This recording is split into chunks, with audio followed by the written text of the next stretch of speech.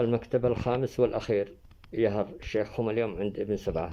آل حمير مفردتهم الحميري، وهم الحمير ومفردتهم الحميري، وهم 3 أقسام: حمير الواد، آل هشاش، آل عسكر، آل أحمد. ومن آل هشاش آل شرمان، وهم آل محمود، وآل حمران، وآل هلال، وآل معاضة، وآل شجاع، وآل يوسف، وآل كاتب، وآل حنش، وآل رباح. هذولا يعودوا كلهم من آل هشاش.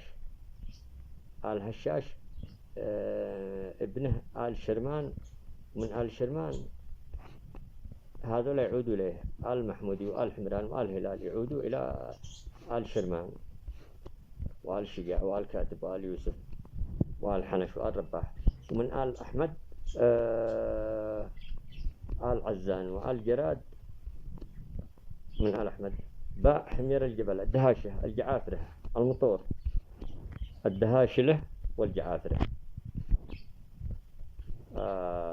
الجعافرة، المطور، آل عوض، آل دوحان، آل شملان، آل شعفل، آل سبعة.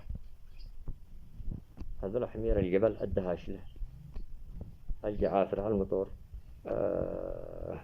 آل شعفل، آل سبعة. الدهاشلة آل مراد، ومراد قبيلة درحانية حميرية.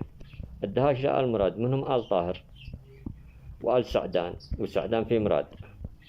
وكذلك آل حسن من آل يزيد، ومنهم السكع في قعطبة. وآل مشهور، وآل حسين، وآل مشهور قبيلة في مصر وفي المغرب العربي وفي اليمن. ومن الجعافرة آل جعفر، وآل عوضان، وآل جبور يعود للجعافرة ذولا. آل عوضان وآل جبور، وآل محرم، وآل الجهوم يعودوا إلى الجعافرة، والجبور، وآل محرم، وآل عوضان.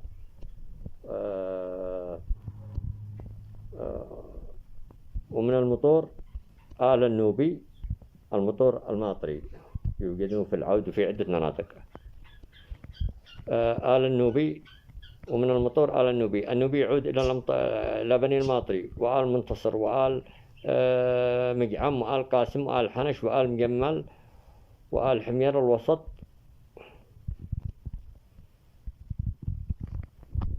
هذولا طبعا عهد القبائل الدرحانية قبل أكثر من 5000 سنة. أما نسبهم فهم قبائل درحانية حميرية،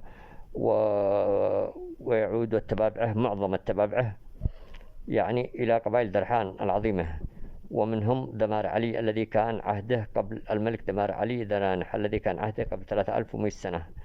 كان ملك سبا وذو ليدان ويمنات وطودهم وتهامه. وتحياتي.